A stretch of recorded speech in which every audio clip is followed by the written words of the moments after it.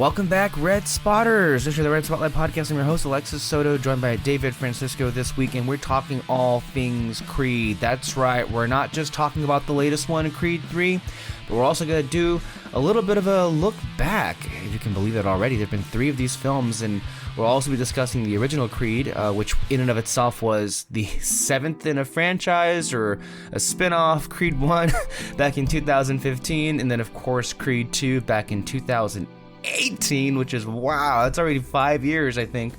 And then, of course, here we are with Creed 3, which, of course, features Jonathan Majors, whose star is rising by the minute, as it turns out. And, you know, speaking of Jonathan Majors, we'll also have David here give his thoughts on Quantumania, which heavily features that actor and that character. Plus the latest coming out of awards season here on Red Spotlight number 435. So here we are back. This time I'm not by myself. By the way, you have no idea how long it's taken me to actually be okay with doing a podcast by myself, which was the last one, because believe it or not, I've tried. I've tried before throughout the years, and it's hard. It is hard. Like, I don't know how people who like do streams every day, whether it be on YouTube or Twitch, I don't know how they do it. I mean, I guess what they have at their disposal is they have an interactive like chat. Yeah. They have a chat that they can interact with, but me, I'm just like, oh, I guess I can pretend what somebody would be asking me, but I'm like just going off all at it. And the thing what also makes it harder is that I don't have any breaks, because it's hard to talk like continuously for what was it, 2 hours? That's a lot. That felt like a 4-hour show to me. It was tough. So thankfully I was able to finally, I guess, do something that was okay. You know, it was a more of a stream of conscious kind of situation, but I had some things I needed to get off my chest, and I also have some things as well. There have been some even further developments from last week. So we're going to go ahead and start off there, and then we'll get into your thoughts on Quantumania and then get into the Creed films, okay? By the way, how are you? I'm good. I'm just thankful to have somebody to talk with across the way. That way it's not so daunting as it was the last time. So, here's the thing. Last episode, I had really come at it from a point of view of just being a bit awkward in terms of like the films that are in contention, and in particular, the winners and or losers of this award season. And you know what? I'm not going to say that it's not there anymore, but look, I guess taking a step back, even though I feel like the industry itself almost usually, because it's the namesake, they treat the Oscars as the most important one. It's really, you know, the whole award season. And if I'm going to like take a step back and look at all of the things that have happened this award season, you know, I gotta say, no other year compares in the slightest to this year as far as how happy it's made me with who's been winning, you know? Because it's more than just this year, more than any other year that I've like seen all the films that are nominated. And that does help, by the way, get you invested in the award season. If you've seen all the movies and if you've liked a good number of them, then you can like get yourself in the headspace of like rooting for somebody over the other person or whatever it be. But still, what has made this remarkably different, David, than in previous years is there've been so many different kinds of winners.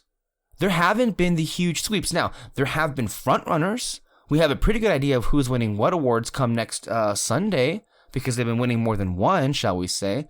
But what makes this year so different is the idea that there are there isn't one category where it's been a sweep, where, let's say, for example, I guess the closest you would say would be Ke Huy Quan for Everything Everywhere All at Once. He's won everywhere except for one. So it's almost a sweep. But even that in and of itself, you have to cherish, honestly, and I'm being serious here, how rare that is. Because in all previous years, all of these categories have been just a clean sweep. And this year, what makes it so special and different is that Best Picture, Best Director, Best Actor, Actress, Supporting Actor, Supporting Actress, and Screenplay there have been different winners at different award shows, whether it be, remember, the Golden Globes or the BAFTAs, the Screen Actors Guild, the Directors Guild, or the Producers Guild, or even the Critics' Choice Awards. There have been different winners. Even though I feel like the moment and the momentum for everything everywhere, and you feel it and you see it, it's swelling up and it's peaking at the right moment, and I feel like it's pretty kind of game, set, and match. As I even said myself last weekend when I was doing the freaking the solo show here when they won DGA. But I feel fairly confident. Now, granted, of course, oftentimes in the past when I've said that, it's usually doomed it. So I don't know if that's a good thing or a bad thing to say it so openly, but I feel like it's pretty obvious, right? Like, it's gonna win Best Picture. And a credit to its strength is it's the first movie since Inarritu's movie, Birdman. You've seen Birdman, right? I haven't seen man, that's a really good movie. You should go back and check that one out. It's really good.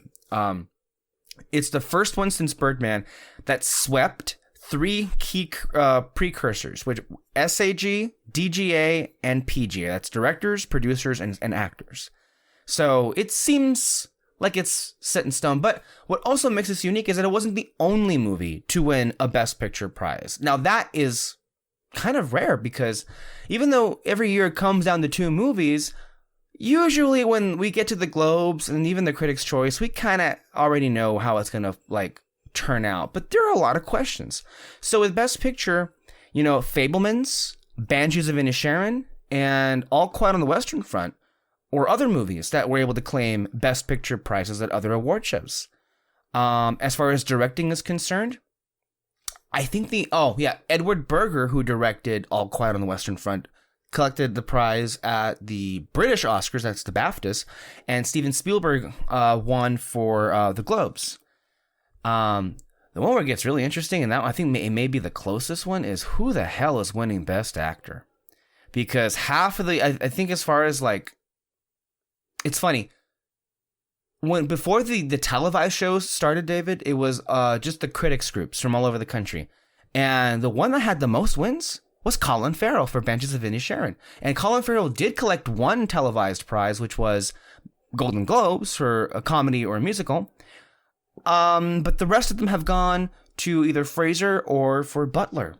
Butler has BAFTA and Globe, and Fraser has Critics' Choice and Screen Actors Guild.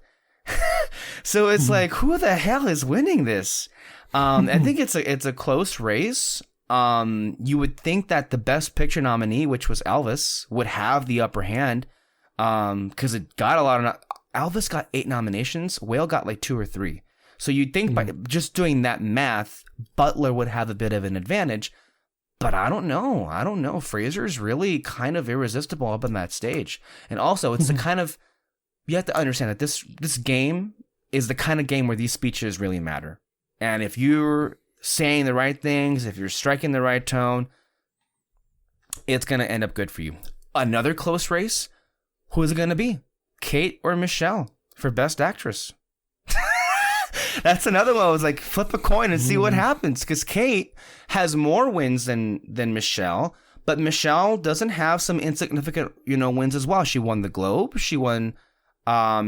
she just won the Indie Spirit, I believe, today as we're recording, and she also won the Screen Actors Guild. So it's interesting, and I'm hopeful that because the movie itself right now feels like a runaway train, it's gonna carry Michelle and it's one of the things that I've been kind of dreading all year. If we get to a point where that movie wins so many big awards, but Michelle doesn't win Best Actress, that just feels wrong. It feels wrong because she's the star of the movie. And of course, her whole story and everything.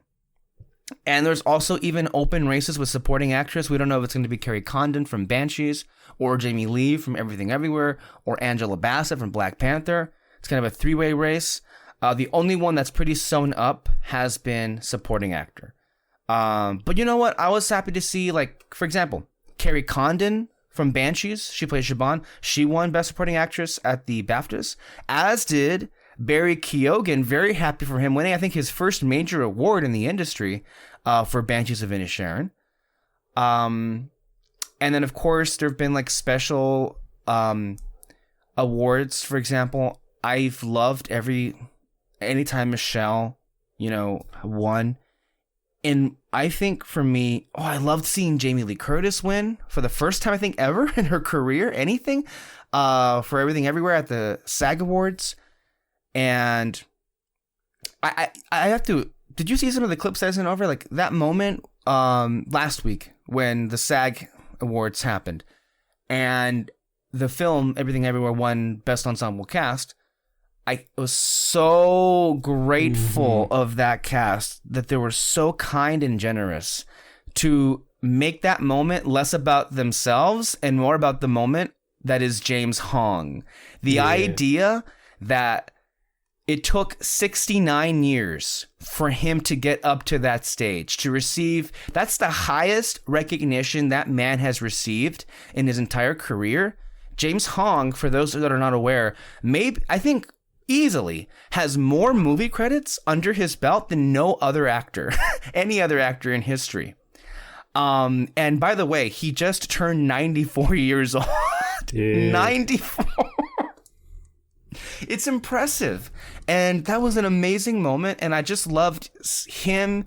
And again, he's also, you'd think most 94-year-olds could barely even live, but he's so sharp too. And to see him give that speech and also remark on the moment that when he first started his career, those horrible stereotypes that didn't give Asian Americans or Asian actors any opportunities. And then the crowning moment when it's like, well, they didn't believe in us. They said that we weren't good enough. We weren't box office, but look at us now, huh? And of course, that was the moment of the night. So happy. And you know what? He's somebody that I have felt should have been in the conversation more because look, I love Judd Hirsch in The Fabelmans, and he did get an Oscar nomination. But if we're going to talk about Judd Hirsch in the conversation, we should have discussed James Hong as well. Because James Hong had an amazing, I think he gave one of his better performances of his entire career in Everything Everywhere All at Once. That film had so much magic going on to it because it was just really something special. So I was so happy to see that moment. And then, of course, I believe it was in Berlin. You saw some of the clips that I sent over that Steven got he got a Lifetime Achievement Award. And he gave an amazing speech. And I'm kind of surprised that it's not getting more play. Even though I have seen Universal, they're turning up the campaign. I don't know if they sense an opening, but I have noticed that he's been on TV. He was on Colbert. He had a whole interview on NBC Nighttime. And then also he and John Williams had an interview, I think, with Colbert or with Lester Holt. So I don't know if they sense an opportunity that they're ramping up the campaign. A whole bunch of campaigns are ramping up right now. Because Oscar voting actually started on Friday of this past weekend. So that's why all of these things are happening. But he gave an amazing speech. And he, as you said in your comments, David, he is just one of those people that you just could listen to for hours, talk about, movies or his life. And that was no exception. I love how he talked about time and the idea that his whole life feels like it just happened yesterday. And of course that he's not done, that he wants to just keep doing movies until he drops dead, basically on the movie set. And then something that was really interesting because at the moment, and he had a press conference where he kind of admitted that at this moment, he has no project that he's doing next for him to personally direct beside the Bradley Cooper gangster remake film of, I don't know what the name of it was, but that's in development. We talked about it, I think, last year sometime. But he's the kind of guy that he just continuously gets off one project and goes to the next. Like in the span of a year, this guy released West Side Story and Fabelmans. Yeah. And he has done that so many times. They're both great. They're both amazing. Back in 2005, you had War of the Worlds with Tom Cruise, and you had Munich with Eric Bana, of all people. In 93, well, actually, I think it was 98, it was Amistad, which had Anthony Hopkins and Jimon Hansu, and then it was also Saving Private Ryan. And then in 93, it was Jurassic Park, and it was Schindler's List, which, what an amazing 1-2 punch that was. This guy has made it a career. He had an amazing career, and I was so happy to see him get that moment. And one of the things he mentioned, though, that was quite curious was him saying that he has to get back into some of those earlier, scarier films, because his first few films did have a twinge of horror to it with Jaws. And I don't know if you ever saw a Duel. You need to see that movie, because that technically he treats that one as his first film. It was not a theatrical release. It was a TV movie, but that was a TV movie that was so good. It launched him into going into films. So I'm really curious to see what he does next, but I'm very thankful for the groups out there that decided to, bestow him with these prizes. Even if he might not end up being successful in the end. It looks right now like the movie Everything Everywhere is so like overwhelming. Everything is so overwhelming everything right now that it seems like the Daniels will collect their prize for Best Director, which, I mean, who's going to complain about that? They directed the hell out of that movie, but if they end up winning, like, that's like a David and Goliath story. Like, seriously, like, these guys spent, like, I think almost 7 years, if I'm not mistaken, working on this film. And at no point was it ever in their minds or I don't think anybody working on this movie ever thought for a second it would get huge awards play. But here they are, and this is their moment, and this is the little engine that could, basically, going all of the way and claiming picture, director, maybe even supporting actor, and editing, and screenplay, and fingers crossed, actress. If it does all of that, which is highly unlikely because I think the most amount of wins in the modern era, it tops out at 4, or it maxes out at 4. Parasite got 4, I think, Oscars, with directing, picture, screenplay, and then international film. So it's rare for any one movie in the modern era, because we're not in the time anymore where I think it was the last Lord of the Rings movie that won 10 Oscars. It won all 10 of its Oscar nominations. Of course, the rules have changed. It was a long time ago. So it's kind of tough for any one movie to like get that kind of ovation of that many awards in one night, but who knows? The movie is in striking distance, in my view, of winning. So you have picture, director, screenplay, editing, supporting actor, 6. That's wow. And these are not 6 as in like below the line, like a Dune or a Mad Max, like the tech awards. These are like the acting and writing and directing. Like, that's big for any movie to do that. So, I actually am planning to rewatch the film. I've been needing to rewatch it before the Oscars. I've been actually rewatching a lot of movies, as a matter of fact, to get ready for the Oscars. Like, I watched yesterday, this whole weekend. I needed to reacquaint myself with Creed, because I did watch the original Creed movie and I liked it a lot so many years ago when it came out, and I did buy it on Blu-ray, but I had not seen it at all since then. And so timing kind of worked against me. So what I ended up doing was before I ended up rewatching Creed, I watched Creed 3 in theaters, and then I came back home and then I rewatched Creed, which, oh my God, I can't wait to talk about that. And then this morning I actually rewatched Creed again, but through Heroes Reforged reaction video. Then I just watched Creed 2 just before coming on to this. So I had not seen Creed 2. So that was my first time watching that one. So again, I was just like trying to like cram all, and in between, by the way, all of that. Because I think one of the people I follow on Twitter, Kevin, who's close to all this and I think has great insight, he recommended a great double feature, which was Creed, the first Creed, and then Top Gun Maverick. And he wasn't wrong. That was a great ass double feature. And they have some things in common, obviously. But that was my first time rewatching Top Gun Maverick since I think the theater. And that movie is so good. Yeah. It is so good, David. So, that's where I'm at right now. As far as like what I've been doing, well, I've been buying some Blu-rays. I got Fabelmans on 4K. I just got my 4K of Nope. Which, have you seen that one yet? You gotta see that one. You need to see that movie. You need to see that movie. It's on our Vudu. It's on Movies Anywhere. That's one of the best of the year for sure. I mentioned, I don't know if it was to Alexis, I got the original Superman film on 4K. Nice. Yeah, it's a great one too. I Puss in Boots just came out, and I love that movie. It's such a good movie. That surprisingly, sure. that cat, Puss in Boots. So yeah, I've just it's been a good time for movies, I want to say. So, and of course with the new ones that are coming out, it looks like it's going to be another great year in film. So yeah, let me see here. Shall we talk about Quantum Mania then? Yeah. Go ahead. Okay. I enjoyed it. I mentioned it in the group chat. It's like I put it in the same vein as Multiverse of Madness, but this one has like a lot more things worse. It's definitely it doesn't have any of the creativity Multiverse of Madness had, right? It especially in the shots and in as far as like what was on display on on camera, right? Like that movie, I joke about it all the time, but it really is like, if you give me a score-only version of Multiverse of Madness, I'll be good.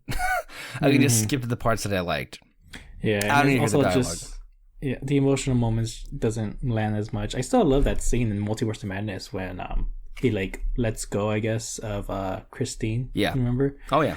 Like that part it's really, really good. You don't really get that kind of emotional. There's one with Scott and Cassie, but it just it didn't build up to it right or anything like that. Not at all.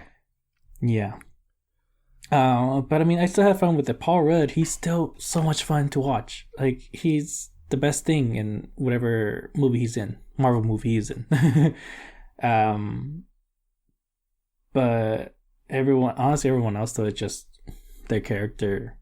There wasn't much to them, especially with fucking Hope. Oh my gosh, there's just nothing, right? Mm-hmm.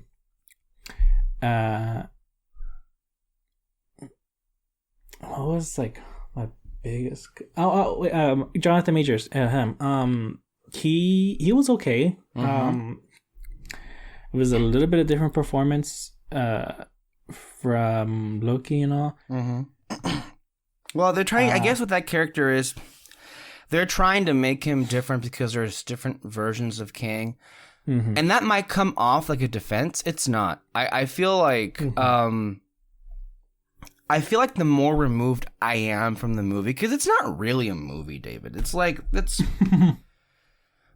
it's kind of a commercial, because the more removed I am from having seen it, the more I question why it even exists. Aside from the obvious duh, because we need to, I guess, promote Kang, but like, okay, that didn't really do it. And for me, the performance is not landing because the writing isn't there, because it just seems a bit haphazard. I don't know what it is they think they're doing in the delivery of this character, but for whatever reason, it's just not landing. It didn't work for me in Loki. It didn't work for me here. And that's not good. And you're also not selling me on the idea that this is your next Thanos when he gets beaten in an Ant-Man movie. Someone really should have thought that over. Yeah, honestly, yeah. I can point out like a whole bunch of problems with just the character Kang. For one thing, it's just too soon. Right? It's way too soon. And I mean, I thought about it too. It's like, okay, what are the chances that Kang is the villain for like a whole bunch of other Marvel movies? Like, okay. Here's what I think they should have done. Basically, is like, for one thing, the whole all the characters, their character arcs, it was lame. Them, I really thought they could have. For one thing, how they separated them. I think it should have been Scott and Hope. Who's Cassie? The grandpa. Oh no, Hank. Hank, yes, it should have been Scott and Hank, and then the rest of the women in separate groups. Because I really think you could have had great emotional moments between the two, especially when Hank, he like for some reason is willing to trust Cassie with the suit, even though he was very, very protective of it when he he let Scott use it and all. You could have had some kind of connection between the two, where it's like, why'd you give her the suit? It's just like, I don't know. You got a teenage daughter. I could probably have like a second chance with her. I don't know.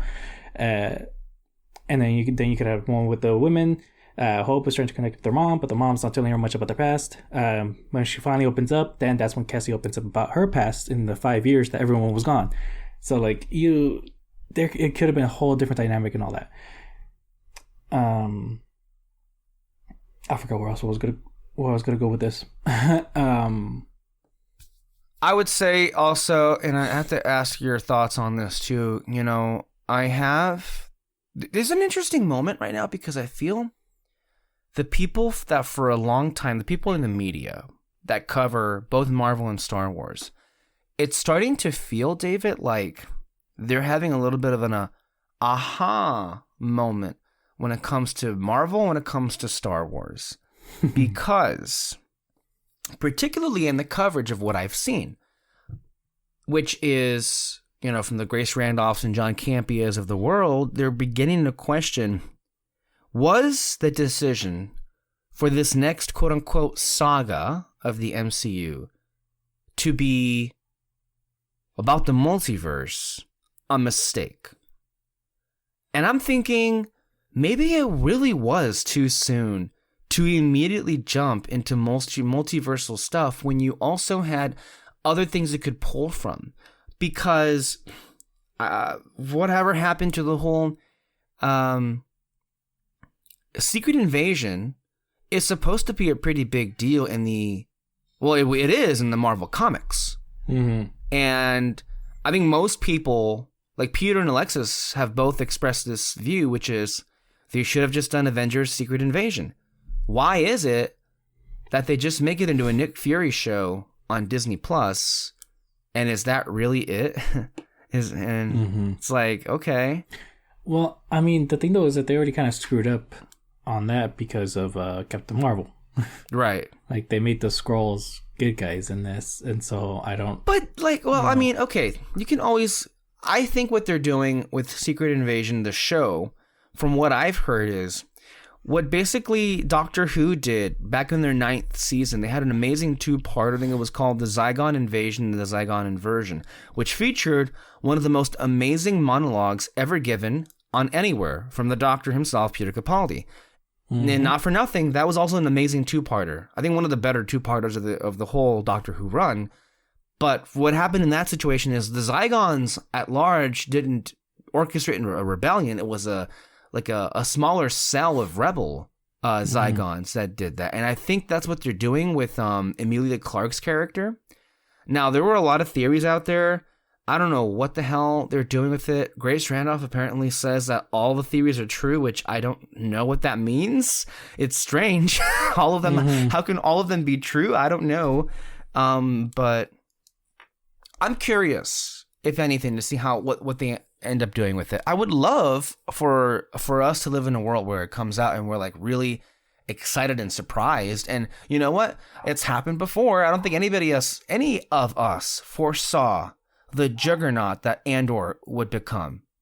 And speaking of that, you know, with the problems that have happened with the MCU and how in the last month there's been a turn in how the press is treating the MCU, something quite shocking and I think at one point unthinkable occurred in the last week, which was the 3rd season of Mandalorian debuted on Disney Plus.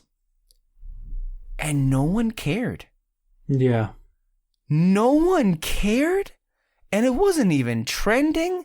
No one was talking about it. And even worse than that, as far as like how it was received in the press, the conversation wasn't about the episode itself and I haven't seen it, but based on how the conversation has materialized, it suggests there's not anything there worthy of discussing because no one's talking about what happened in the episode and everyone's talking about like why no one's caring right now. And even worse than that, if you saw like the long list of article and headlines I sent to you yesterday, the conversation has shifted from, man, did Andor ruin The Mandalorian for us? Which is so funny to me because, like, dude, we've been on this train for years. I mean, not Andor. Andor is relatively new, but we've been saying for years now, you guys have like some kind of like rose-colored goggles on when it comes to like talking about Mando, because Mandalorian is among the most mediocre and badly written television shows I've ever seen. All of us on this network here at Red Spotlight share this view, and seemingly nobody else did. But now, when you have Andor that exists now to compare how good Star Wars can be, and going back to Jon Favreau's style of writing, I mean, I didn't think it was possible because of how cultish and slavish a lot of people's feelings toward the Jon Favreau written stuff was. Like, remember, it wasn't even just a year ago. You know, Boba Fett wasn't a hit. It wasn't hitting with them, but what did hit with them was the Mando elements in Boba Fett. Jesus Christ, when that episode came out, like, God, it was slavish. It really was. A lot of the comments that were being said about it. But now that we're here, I am beginning to wonder what happened here. Like, even I'm like questioning, where did the audience go? Was it a matter of like they didn't promote the show enough? Did no one know it was on? Did no one care anymore? Was it maybe they shot themselves in the foot, which is, for fans of the show, there was a sense of satisfaction, maybe even finality in the season 2 closer, where, you know, Grogu and Jaren parted ways. And perhaps for some of the audience that was good enough for them, and maybe they don't feel they need to go back. Or maybe they were confused as hell that the trailers showed them back together when the last episode like split them up in the first place. So I'm kind of curious what your feelings are as to like what's happening and what happened that Mando just didn't get any attention. I mean, for one thing, we've been getting some like pretty great shows after Boba Fett, you know, because we got The Last of Us currently still running. Let's not ignore Peacemaker, which ran at the same time as Boba Fett. Peacemaker came out. Then after that was Stranger Things. After that, well, I guess you can count Miss Marvel, the first 3 episodes, and then of course it went to hell. And then we had shows like House of the Dragon. Oh, and before that we had Stranger Things. And then we also had Andor, and currently right now is The Last of Us. There've been a lot of these kind of genre shows that have been captivating audiences' attentions. And especially because you have The Last of Us with Pedro Pascal, and he is like killing it with the acting. Right. And some people are kind of like, I want to see his face, you know? And so I think they're kind of, and for sure Andor, I think, is like, you know, that's probably right now like peak Star Wars, Disney Plus. Dude, Andor was so amazing. Can you believe how good that show was? I don't know if we gave enough justice to Andor when it was running. I mean, we covered it for sure, but we gave it twice as much praise and everyone else, because everyone else is like not really talking about it as much. But you know why they weren't talking about it? Because they weren't watching it, which is so crazy that now we're in a moment where the show is being pitted up in the media against Mando, and they're kind of declaring Andor the victor. And actually, I'm also glad about that, because I was, you know, because people weren't talking about Andor as much. You know, we kind of thought, oh man, the studios are gonna look at this, and they're probably not gonna make another show like Andor, this. Yeah. But now people are kind of like, no, let's go back to Andor, you know? And so hopefully the studios can kind of go, either just rewrite Mandalorian. I don't care if the 4th season is just like a reboot of some sorts. But, you know, hopefully all that talk is going to get them thinking of trying to make different kinds of Star Wars shows. One that has nothing to do with lightsabers. But the thing is, David, I think like, let's not get it twisted. There is no reason why a show centered on Mandalorians can't have the same political intrigue that Andor has. And how do we know this? Like, just today, I was actually watching the Normies' reaction to some old Clone Wars episodes. Now, I'm not I know your history of the show isn't as storied as mine, so these episodes were about our first introduction to anything Mandalore. These are the episodes where Obi-Wan goes to Mandalore, we see Mandalore, and then we get introduced to Duchess Satine, and then they also go on this spaceship, and then there's like spider robots that attack, and then more so, it's about the revelation that Obi-Wan and Duchess Satine are in love, and at one point he would have left everything for her. But what was in the background the whole time was Mandalore's society was going through a change at that point, which was Duchess Satine, let's move past our angry ways of settling everything with violence, and let's become more peaceful. A subsect of society, the true quote-unquote Mandalorians, were like, fuck you, we're declaring war on you. How dare you destroy our heritage? Even who cares if it's based on hate? How dare you attack our heritage? They called themselves Death Watch. They were a terrorist group. Now, that inherently has so much like politics involved in that. And thinking about a show called Mandalorian post episode 6, after the planet had been devastated, you'd think that there's plenty of interesting conversations that would be had about Mandalorian culture and whether or not it is even worthy of a cause anymore. Bo-Katan, on paper, you would think would be a really interesting character. She's been fighting her whole life and constantly losing. What is there even a fight for anymore if there's no more home planet, if it was devastated completely? She's been at this for 30 years. You'd think there'd be so much interesting material to work with there. But the problem is, Tony Gilroy ain't writing this shit. The problem, the one who is writing it is Jon Favreau. And he fundamentally isn't interested in that kind of Star Wars. He's very much like, to me, I think of a Jon Favreau as all the things people think Steven Spielberg is, which is a slave to sentimentality, a slave to nostalgia. And Jon Favreau is incapable of moving beyond that. And so when we see that he's written every episode this season, I don't know what people think is going to happen. And you know what's also making it worse? Is very clearly, they're kind of telling on themselves on these interviews for their premiere.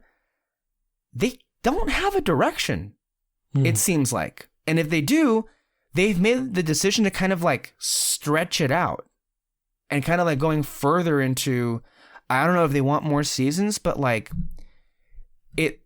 what was really confusing.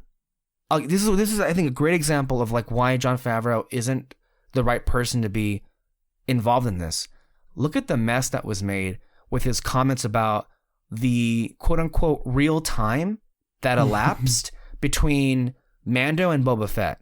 Because did you follow what he said there? I guess what he meant is like the time gap in our world of like between... Are you sure that's what he meant? Because I've seen some people come to his defense that he was talking about, no, in our world, the time that passed with Mando and Boba as shows airing on Disney Plus. I didn't get that impression in his comments. I think he was legit talking about the time, because he said, if I'm not mistaken, that Grogu spent 2 years with Luke. Mm-hmm. Which, if that's true, none of that makes any sense if you just watch the shows. Yeah, I mean, either way, though, like, what's the point of that kind of comment, though? Like, I don't know what that adds. Right. Like, I don't know. It's just, it's kind of like, you know, it's kind of, that's not. It's kind of like it's a at the end. What was it? You know that post-credit scene where Thanos grabs the gauntlet and he's like, "Fine, I'll do it myself." Yeah. And they somehow say like, "Oh, it's only been 6 months." There's like, no point in those conversations. There's you can't win with that, and also you don't even have to go into another franchise. Like one of the ones that I saw people bringing up is because there's been like a decades long debate about how much time did Luke actually train with Yoda in Empire Strikes Back? There's a perfect... How long did it take for Han and Leia on the Falcon after they escaped the Empire to reach Bespin? So, with no hyperdrive, mind you. So, again, like, I guess the answers to these questions at some point could be interesting, but they don't matter. They don't really need to be on there. So I think you're right when you're saying basically like it's on Favreau. He shouldn't have like put that out there. Yeah. At all. And also it's like I don't know, man. I just feel like as far as from a character standpoint, this show's always been so weak. I personally don't care at all. But it's funny how basically from what I read, I don't know if you saw it. I think you would have told me if you did. You see it? Season 3, episode 1. Oh no. Okay. From what I read, it was just an ordinary episode of The Mandalorian. It was just completely interchangeable, which was like fetch quests. And I'm getting the impression people are kind of getting tired of that. And if that's the case, I'm here for it. We've been screaming into the ether for years. And if there is finally a turning point, I'm glad to see it happen. And I wonder what the future would be. But yeah, it's a curious time that we're living in, that a lot of like faithful and loyal audiences are beginning to question the quality of the stories they've been handed. And you know what? I think that's good. I think it's about time that's happened. And maybe it'll make both Marvel and the Star Wars teams realize they need to be doing more. They got to get their shit together. They really do.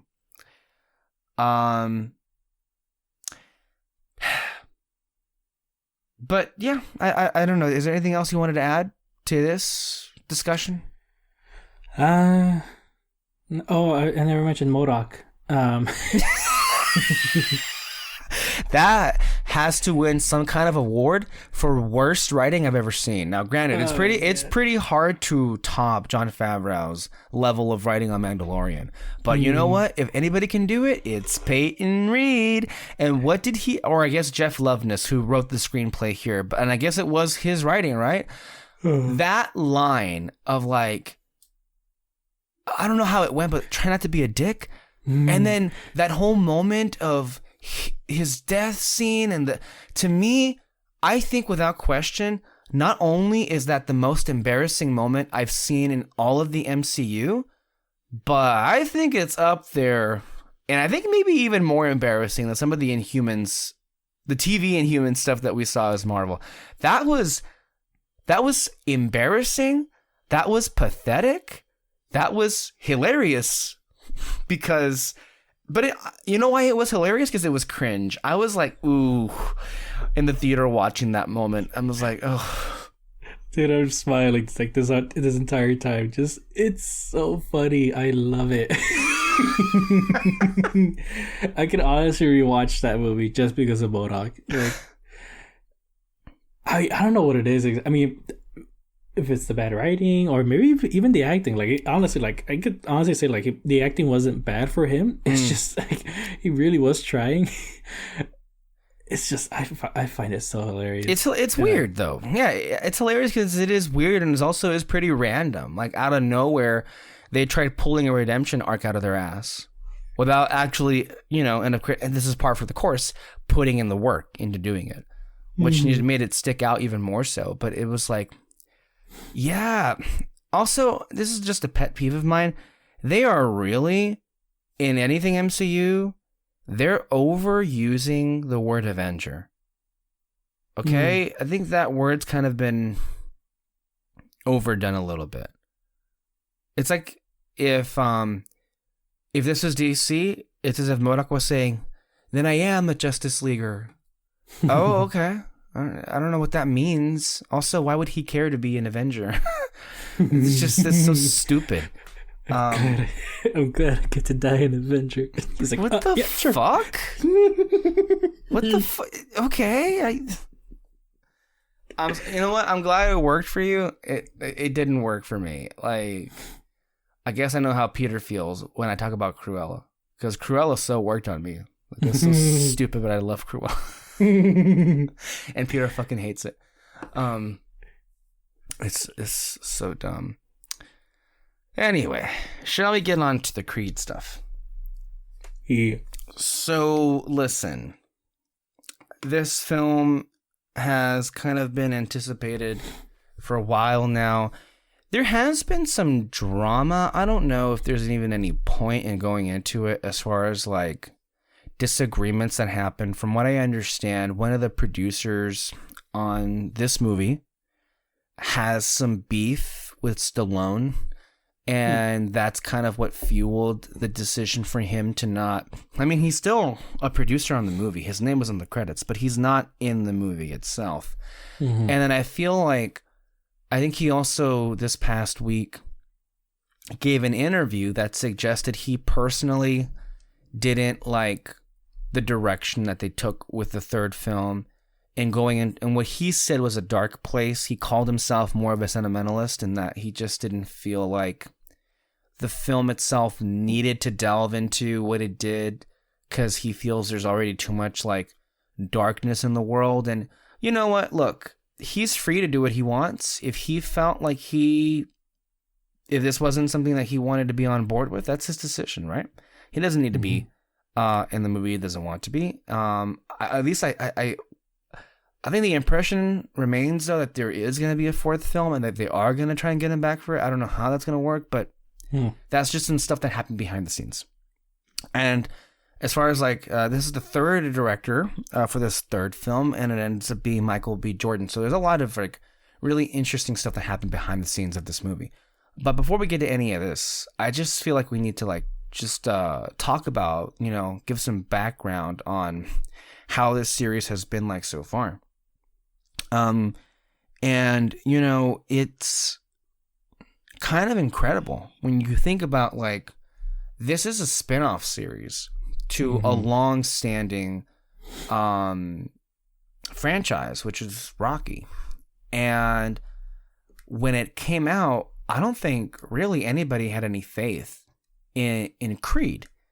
Now, I haven't seen all the Rocky movies, not that I can remember, but everybody talks about them as like they're all different levels of enjoyable, but not one of them ever topped the first one, which, isn't that surprising. A lot of franchises have that same situation, right? But when Creed came out, it kind of completely changed the script, and I think a lot of people came away with it saying, oh my God, did I just watch the best Rocky movie ever? Like, that's the reaction that it accompanied. And then it did get some awards play. Sylvester Stallone collected, I believe, a Critics' Choice, and he won a Golden Globe for his performance, and rightfully so. But evidently the Academy didn't agree with that, and so they didn't award him with it, which I think, too, is still one of the most painful snubs in recent memory, for sure. For sure. But at the same time, I really do feel... I rewatched this as I mentioned, for the first time in so many years.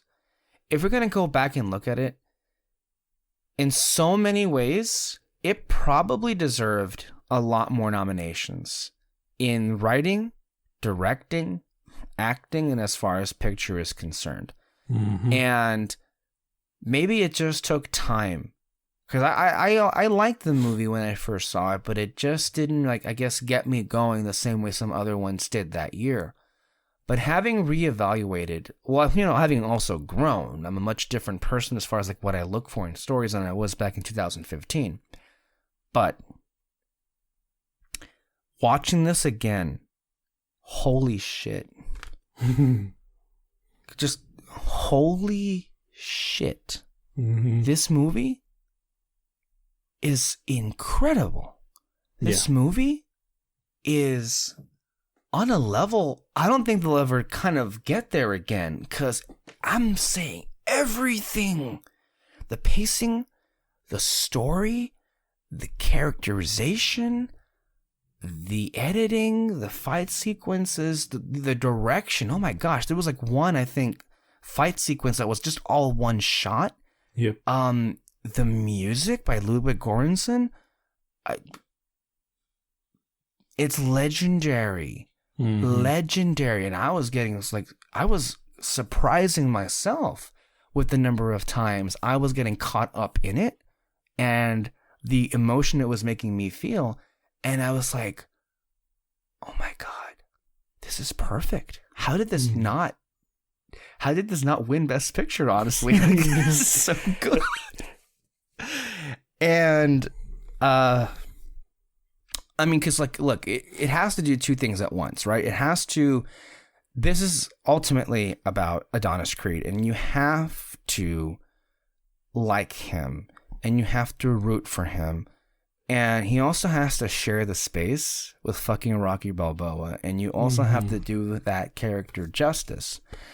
And the relationship between those two in the film, and I have to say, I feel is one of the better dynamics of a mentor-teacher relationship maybe ever put to camera. Honestly, David, I'm actually quite surprised. Like, you know, the years, it's been 7 or 8 years since 2015, maybe, yeah. There were a lot of great movies that came out that year. Mad Max Fury Road, The Martian, Steve Jobs, Inside Out, Spotlight, Bridge of Spies, The Force Awakens, Ex Machina, Straight Outta Compton. A lot of wonderful films that came out that year and were deserving of prizes. Really. Fuck. It was, right? You're listing them off. I'm like, oh, like, fuck, yeah. That's Revenant really also came out that year. Brooklyn, other lesser films. But yeah, there's a lot of great movies that came out that year. But thinking about it more and more, so just this past 24 hours, I've just been really captivated by this franchise and by this movie, and just kind of shocked to my very core. And I think it just like, this is one of the best movies I've ever seen. Creed is sensational, and it just gets you, it stirs you up in a way that I don't know if this qualifies into the sports movie genre. I guess it does. I don't know if I look at it that way. It's just an amazing drama. It really is, you know? I just going back to this, and Michael B. Jordan, what a fucking star. I think this is my favorite Coogler film. Easily. And I hope he gets back to more dramas. And not that Wakanda Forever and Black Panther, I guess, weren't quote unquote dramatic movies, but I hope he gets back to more stuff like this. Instead of like being in the Marvel stuff the whole time. I have no doubt he'll do Black Panther 3 whenever that happens, but I just feel like I want him to do more than just Black Panther. Because when you look at how Creed is, it's like, whoa. Anyway, I want to get your thoughts on this movie and your relationship with it throughout the many years. So I mean, the Rocky movies, I started seeing some videos of people, you know, talking about Creed 3, and they're talking about the Rocky movies, and the more they keep bringing up, like, I think this happened in this movie, or you know, like, they're trying to remember stuff of the Rocky movies, and I was kind of like, no, this happened in this movie. Like, I've started to remember a lot more of these movies. I haven't like rewatched a lot of them. The only ones that I've like rewatched the most was Rocky 4, which is the Drago one. Yeah. And so I was kind of surprised, like, oh, okay, I do remember a lot of these movies, like, really almost everything. And so I guess that's why Creed was such like an emotional impact, because I know the Rocky character, like, I know what he's been through. I know just how much of like he's cared about all the people around him and all that. And so just seeing him being the mentor type, and like every single word that he says, like, you know what's behind it, you know, like that one scene where he puts Adonis in front of the mirror, and he's like, "This is your toughest opponent. I believe that in the ring, and I believe that in life." Dude, what just happened right now? I was thinking of the exact same thing. I was about to bring that up. That's the one I was thinking about right now. But there's also like little ones where like Adonis, he's doing like a little sparring match, and he kind of like gets angry, starts beating up the guy. He says something like, "This is your toughest opponent. I believe that in the ring, and I believe that in life." You know, it's just like, Dude, what just happened right now? I was thinking of the exact same thing. I was about to bring that up. That's the one I was thinking about right now. he says something like, Rocky says something like, you keep moving your mouth. The more you move your mouth, the more you don't think. Okay, it's like, and so it's like all these little moments. It's like, yeah, he kind of he does that kind of stuff a lot, and I mean, really, what helped with the Creed movie, not just Michael B. Jordan, like his acting, his character, and all that, but he really did get the Rocky character right. I don't know if it was because of Coogler or maybe Stallone came in and was just like, no, this is what I would say or something. I don't know. Coogler actually is a big fan. From what I heard, he was a big fan of the series. So he, I'm sure, was very familiar with who that character was. Yeah, no, people have said like the Creed movie is like a fanfic. It's like, how do you make a sequel to the Rocky movies? It's right. Like it's Creed a legacy sequel, as a matter of fact, And it's also, I think, I don't know if I shared the tweet yesterday, but it is in that same spirit of legacy sequels. If you're not aware of like what that is, for those of you listening, it's basically the revival of a franchise, but it's very much about, like, I guess in a way the franchise, but it's inherent. It's a little bit of the greatest hits, but it also has a special set of substance in there that I think really makes it worth existing. Like, to me, I think what I remember, like, think of Blade Runner 2049, right? Think of, this movie. Think of Top Gun Maverick. Think of The Force Awakens and The Last Jedi. Maybe more so Last Jedi and The Force Awakens, because I think a lot of people would think like Force Awakens represents the bad kind of legacy sequel. I don't think Force Awakens is bad. I think it's a really great film, honestly. I think it has some shortcomings about like what I would want Star Wars to be, for sure, but I think it captured all the things it needed to be. The problem was the industry, as always, they took the wrong lessons from that movie. And so they went on to make other kind of films that were kind of just copycats. Like, I guess No Way Home in a way would be like this, even though like it's not a bad movie, No Way Home, but it just didn't capture, I guess, my imagination for more than a single weekend. I haven't thought about that movie after that, but then again, you have films like this that just like, again, like, if you want, like, it is a great double feature, Creed and Top Gun Maverick. That was an amazing double feature, and they're kind of the same movie in a way. I mean, think about it. Yeah. But yeah, no, I've said this too before. Creed is like one of my favorite movies of all time, and people are always so surprised when I say that. They're like, "Really, that movie?" And it's like, go back and watch it. Go back and watch it. Like, yeah, maybe it's just like some people were like, it's been a while, and it has been a while since 2015. A lot of things have happened since 2015, but like, go back and watch it. Go back and watch it. And some people, I don't know. I never like being asked, what's one of your favorite movies? Because I feel my brain wants to explode. But why? Why would you ask this of me? Like, I like a lot of them. Not all. I like a lot of them.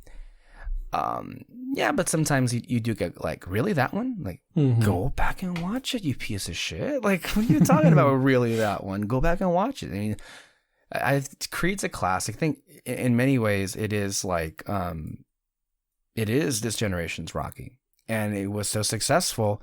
Here we are, like 3 movies later, Creed 1, 2, and 3. But yeah, it really, in retrospect, some people really fumbled the ball as far as like the accolades that should have been like handed over, honestly, for the film. Because like what this is kind of a miracle that this film exists and it's as good as it is. It's just like, wow, you just don't get too many of these. Oftentimes when you think about projects like this on paper, it's like, I don't know, man, the son of Adonis Creed is gonna go into like a father-son kind of relationship, mentor-mentee relationship with Rocky Balboa, and it's like, and then even later on, Drago comes back. Like, this is really on paper just like some of the most like fanficky shit ever, and maybe to an extent it is, but somehow with these movies anyway, they've been able to kind of do it good. Anyway, so that's Creed. I recall, did see Creed 2 when it came out. What were your thoughts on that movie? That one I was really excited about it because like it's him versus Drago. Like it makes sense that you have to do that, you know. I mean, they did talk a lot about it in the first movie. I mean, it's kind of like they talk about how he died anyway. Mm-hmm. Well, here in the sequel, let's get more into that and what that would mean for Donnie basically to like to do it in that sense. How did you make of it? It's still a really good movie. It's just the middle part. It's kind of like what you expect, you know. Of course, he's gonna go up against Drago. Spoilers, by the way. He loses, and so now he's just spoilers to who? It's been out. Yeah, let's not get into it. Yeah. He loses, he recovers, and all that. And I mean, and I like the little things that they added, like him having a baby, and all that, and kind of like that's a little bit of his motivation to like you gotta get back up because he doesn't want his kid to see him like this on his lowest and all that. It just I mean, I honestly, even to this day I can't explain why. It just the first one is just better, and it just sounds like the second one. Cooler. Yeah, it's cooler. I honestly think it's cooler. I'll say this. I enjoyed it. I think it's good. Mm-hmm. And I want to say that the beats and the story, I feel like that on paper, yeah, that's the sequel. Do it. I don't think there was any issue from the writing, actually. I felt like and I don't mean to, you know, put it all on Stephen Caple Jr., who was the director of Creed 2 here, but because that would suggest that his direction was bad. It wasn't, especially in comparison to maybe even the Rocky films.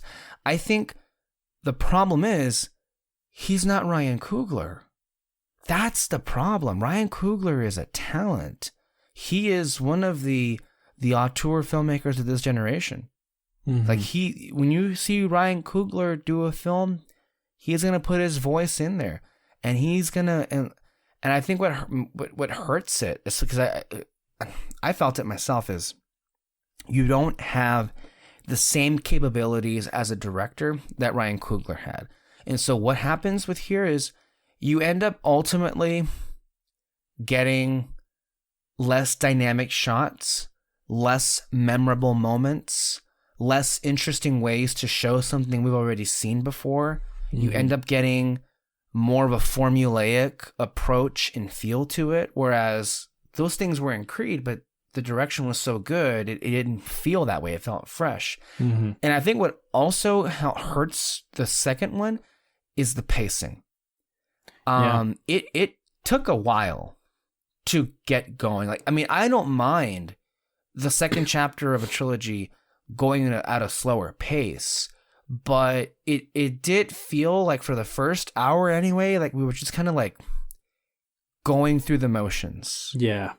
You know, and it kind of maybe was taking a bit too much time. And yeah, like, you know, there were moments that happened in the first hour, like, you know, him proposing that were sweet and then him going away, but it felt like it was taking up too much time and not enough at the same time. And it was going through quickly, and yeah, it's difficult, right? But then we get to the third act, and you know, it's good. It's still not hitting the highs that the first one did, but it's hitting something. And I mean, somebody was hitting something for sure. But I mean, you felt the blows for sure. Yeah. I mean, it's just story wise, it did everything right. You know, it did what it needed to do, right? So like, but then when you see it, and it's like, why didn't that work the way that the first one did for me? And I think maybe it's just the Ryan Coogler of it all, because I can't think of any other explanation. Yeah, and especially like those moments with Drago, the Dragos, I guess. You know, you see that the relationship is like very, very tense between the two, and I mean, I love the way the fight ends. Yes, like, it is so good and surprising. you know, and like, and it does hit kind of emotionally, you know, when, you know, and again, it hits the right note too. Yeah, like when Drago sees his mom go away, and like you could tell, like, oh, he's just about to give up, like, or he's giving up, but he's not going down, you know, right? And you like they're hitting each other back and forth, and like, it's so good. It really is, yeah. The dad Drago, he sees it too. It's like fuck, and then he throws a towel, and I'm like, fuck, that's amazing. That's a great. I don't know how I didn't expect it. Mm-hmm. But I didn't expect it, and so it just became a great ending. Mm-hmm. It was also a really good ending for Rocky in a lot of ways because at least one of the shots that I do recall from the movie was, you know, after Adonis like claims victory, and the whole team is going up there to like celebrate, be photographed, and be interviewed. Rocky just kind of like makes the choice to like stand behind, and then like tells them like, this is your time. Yeah. And in a way, it felt like the handing of the baton, like, you know what, you don't need me anymore. You're good. I can just like sit back here. And then, of course, the camera pulls back. You see on the stage everyone gathering up, but then it's focused on him just having a seat and then just watching it all from there. That was perfect, honestly, really. I cried when I rewatched it and I saw that. But that just the way he says it, too, it's like, it's your time. Like, oh my God, it's so good. And it hits. Yeah, it hits. Of course, Stallone's great here, too. And then I think it would also hit more because that moment's immediately followed up with him finally reuniting with his family, the family that he has left, and him, you know, seeing his son and his grandson and the things that he's like, he looks just like, you look just like his mother, and then just like how you see him getting emotional like that. If that's the last time we ever see him on camera, that's kind of the perfect way to close out the character. It really was. Yeah. I said this in my review. It's like, honestly, if this is the last, like, you Rocky did say that. movie, I remember you saying that. Yeah. It's the perfect ending. It kind of sucks that, like, there was something in the direction that just you didn't hit as hard as you probably could have, and that sucks. Right. Yeah. It brings it down for sure, you know? Like, it's just not... It's not great in the way that the first one was, but like I guess like it's like one of these sequels. It has a lot of good going for it, but you can still enjoy it. It's still a good sequel. It's just not. It's not as good. It's just that it's not as good or better than the original one, and so few are able to do that. But when you think back at like all the number of movies that are out there, and you think also at all the number of bad sequels that exist. I don't know. Sometimes I really do feel like they get too much of a bad rap, and I don't even think Creed 2 got a bad rap. I feel like it's just a universal point of view that it's not as good as the first one, but that doesn't mean it's bad. It's actually still good, and in the moments that we just discussed, really, really good. So... Yeah. You know, there was a deleted scene where Adonis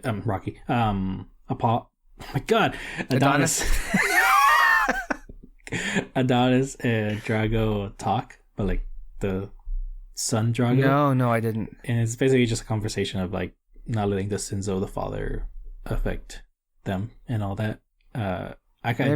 They should have kept that in then. The reason why is because there were already too many endings. Because there's the one with Rocky and his son, and then Adonis in the cemetery, and so. I know most people bitch about that. I've never had an issue with too many endings. I mean, again, like, right? Like, Endgame. How many endings did Endgame have? Right? Or Return of the King. That's the one that has the most infamous, like, reputation, right? The Return of the King endings. Return of the King that actually did feel the endings, like, being too much. But like, well, which version? The theatrical or the extended version of it? I haven't seen the extended version of that movie. I can only imagine how long that is. No, I saw the theatrical one, and so I'm imagining the extended one is probably, like, a lot more. But I felt that in that one. But yeah, I agree with it. Like, I don't mind too many endings. If it's, like, important for the story, like that conversation with Adonis and Drago. I think one of my favorite endings to anything was the finale to S.H.I.E.L.D. And that, like, half the episode was like nothing but endings. Everybody got their happy ending, but I thought that was pitch perfect. Yeah, and that's what you want to see anyway, with characters you love. Get them have their ending, their moment. Yeah. So that was Creed 2, and so now let's go ahead and get into this new one, which is out in theaters right now, which I should also mention, by the way. It looks like it's going to have the highest box office opening of all the movies, and the trajectory as far as how the movies have been performing has been steadily climbing. It has already received an A- cinema score, which is very good, by the way. Anything with an A in front of it and by the way, I saw it yesterday. My audience applauded. Mm-hmm. They applauded. They were really into it, even though, surprisingly, and I got some things to say, there were some things I wasn't too happy with what was going on in that theater. Oh. I don't know. Yeah, it was bad. I was able to like tune it out, but it was amazing how many times I kept looking over like, what the fuck are they doing over there? Anyway, so this is Creed 3, directed by Michael B. Jordan. This is the directorial debut for Michael B. Jordan. You can't run from your past. Of course, our description from Letterboxd. After dominating the boxing world, Adonis Creed has been thriving in both his career and family life. When a childhood friend and former boxing prodigy, Damian Anderson, resurfaces after serving a long sentence in prison, he is eager to prove that he deserves his shot in the ring. The face-off between former friends is more than just a fight. To settle the score, Adonis must put his future on the line to battle Damian, a fighter who has nothing to lose. Great synopsis. I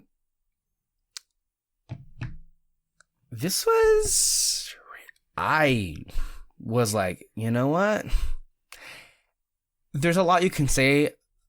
I heard one critic, I guess, referred to a lot of the things that he saw in a negative tone, as far as like, oh, it was formulaic. I could so see like where it was all going. And I guess if you feel that way, fine.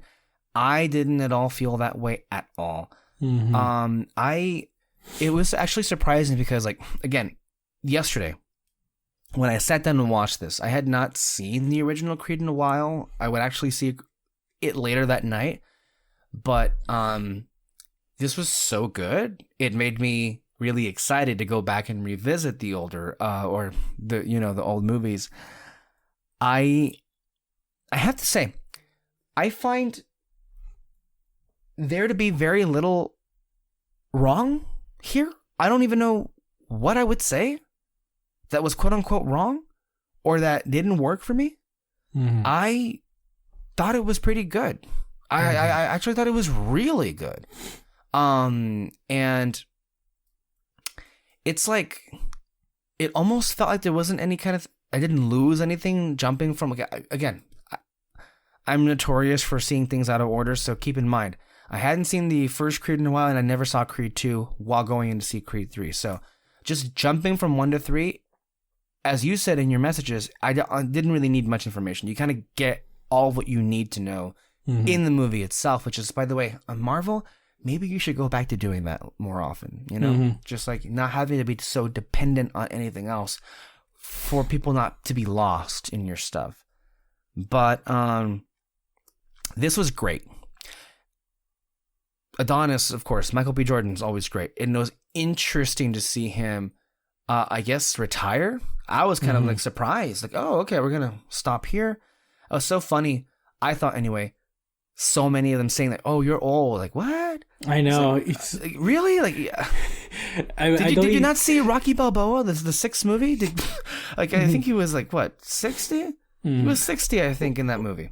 Well, I mean, I don't know if you actually do follow like wrestling at all or anything like that, but like, no. But I imagine it's one of the same things, like how Tom Brady of all people is considered old, and that's why he retired and shit. Because like I guess when you're after 40 in football, you're an old man. No, in every sport is I guess a different set of criteria for like what they consider to be young and old, right? Yeah, and it's also just very it's pretty different for wrestling or boxing in this situation, right? Because like, you know, you have an up-and-comer who's like probably 28 or something, like peak physical shape, you know, and for him to fight like a 38-year-old, you know, it's kind of like there's gonna be a massive difference in their like strength and stamina and all that, and especially because the older person is, they mentioned this in the movie, like he has like a lot of damage to his body and all that. And so, yeah, it is weird them saying that Michael B. Jordan is old. Especially since Dame is older. Yeah. It's like, hey, he's older. I'll say that I'm not sure what expectations I had, but now, like, having the whole trilogy in mindset, I would say that what really helps this film is I was much more engaged with the story. I was much more engaged with the rivalry and relationship between Dame and Don, or Adonis, I should say. Mm-hmm. So that was engaging, and I was thrilled, or enthralled, I should say, in that more so than what was, I guess, I felt myself, I guess, losing attention in the second movie a little bit here and there, but the third one had me the whole way. And what also makes it a big, big difference is the direction. And again, it also gets down to why that is such an important factor in any movie, but perhaps more so in movies like these, because you need a different kind of direction every now and then to kind of like change things up. And I feel like already immediately what has been observed about this film is what sets it apart from any of the other films in this franchise is, I honestly should say, a stroke of brilliance. The decision that Jordan took in his directorial debut, no less, to basically say, guys, you know, this show and jump anime, this whole world, they've kind of been hitting something here that maybe we should take some inspiration from. And boy, you weren't kidding. And then there's one moment in the third, in the climax, in the third act, basically, when the main event gets underway. There's one moment where it's all Jordan, it's all Majors. There's nothing else. It's all tuned out.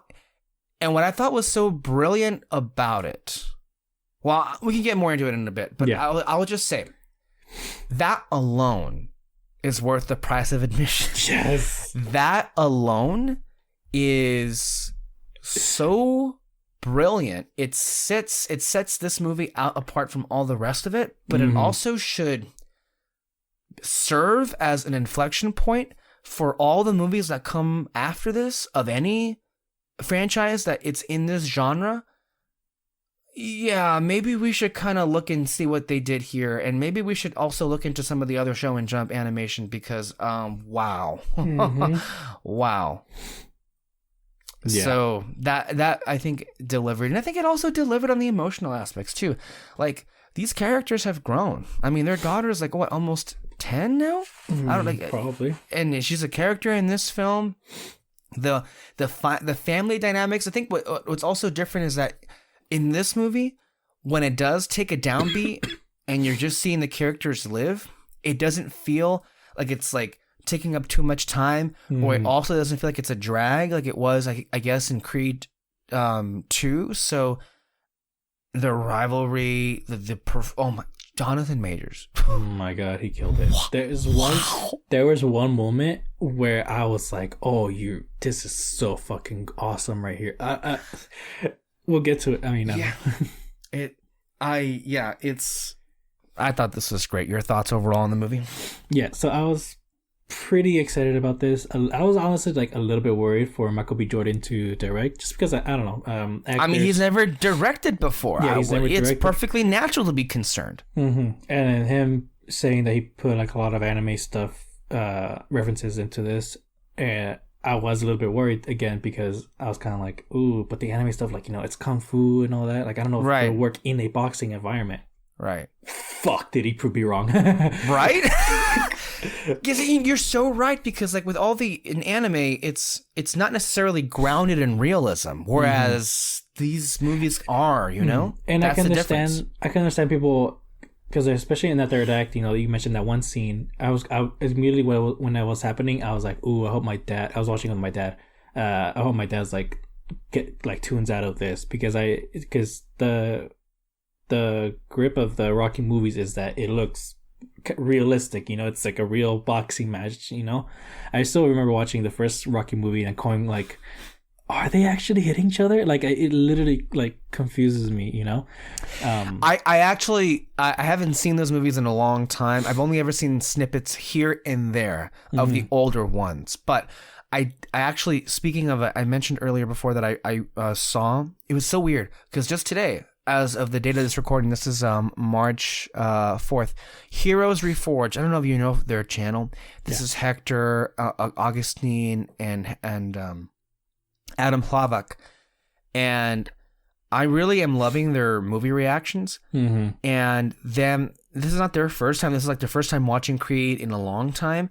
And oh my God, I was just like reliving it with them, having seen it the night before. But I believe it was one of them that mentioned that, I never really like bought the fighting scenes in the old films. It didn't seem quote unquote real.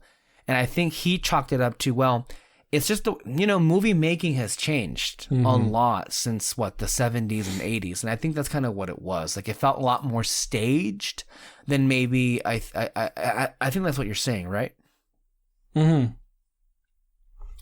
That in the older films, it didn't feel as real as these newer ones do. So I was kind of like, oh, I hope this like doesn't take people out of it, during that whole thing, right? But no, it all fit. It all worked so well together, and it didn't feel cheesy or anything. It didn't feel like, oh, I think you were trying way too hard in this moment. It's like, no. All of these hits, like, they're important. They make sense, and he just did a fantastic fucking job. And I mean, story wise too, I really loved the story between those two. It was always just this tension.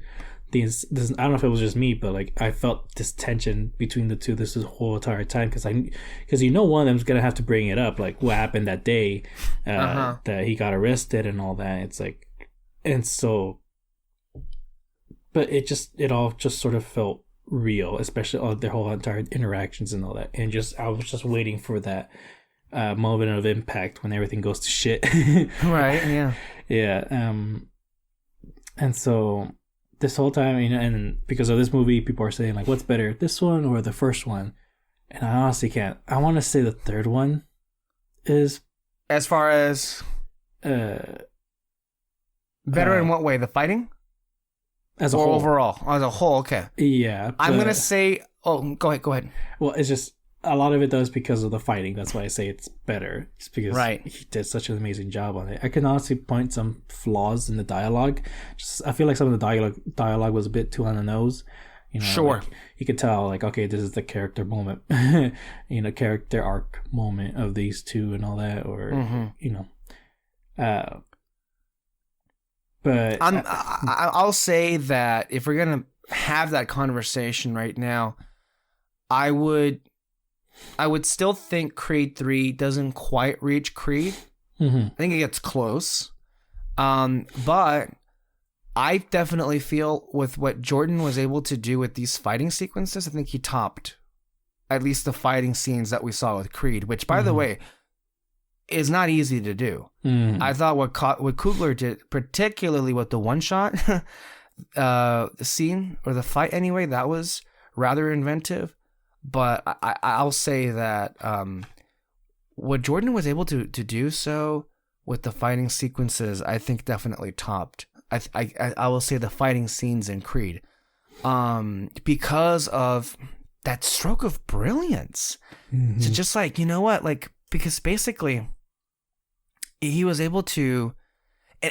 When I think about it, I don't necessarily associate anime first to mind, but it is very anime. And when you also think about it, it's kind of obvious, although not so much in a way, that for all of these films, we've never had a sequence like that from the point of view of solely the people in the match. And, at first, when it was happening, I was like, are they doing like a shadow boxing kind of thing in their minds? Are they like previewing like what's going to happen next? But then the further and further it went, I'm like, no, wait, what if this is actually happening? But they're just like, we're seeing it from their point of view, where they've like literally drowned out everything else. They've tuned out all the noise, and it's just them going at it. Mm-hmm. And it was that whole time. And then when they go for a reprieve, and I think one of the announcers was like, I don't know what it is we just saw. Because that's basically the spirit of like what we're all feeling in that moment. So I think as far as like action sequences, I feel like he stumbled onto something that they should take note of for any installment coming up in the future. So, it's a give and take. I feel like it maybe for like how people think of the Halloween movies. I know a lot of people were saying like they really love, I guess Halloween diehards were like saying that Halloween Kills they liked better than Halloween because of the one thing they were there for, which was the kills. And I guess I can understand that. As somebody who goes there for a good movie, no way in hell is Halloween Kills better than Halloween, right? And I'm not, please don't misunderstand me, comparing Creed to Halloween as if the quality is comparable, particularly among the sequels, dear God. No, that's not what I'm saying. But ultimately, if you're there for the fight scenes, and I would think most people are there for that, right? You're getting your money's worth, let's just say, and then some, for sure. And you know what? As far as the story is concerned, can it be accused of being too cliched? Sure, but I mean, for me, I don't think with any movie I'm ever as bothered by a cliche's presence just because it's there. I'm more so bothered with how they handle it. If the execution is stale and boring and there's nothing about it that tries to do anything interesting with the cliche, that's when I'm concerned, or that's when I'm like bothered.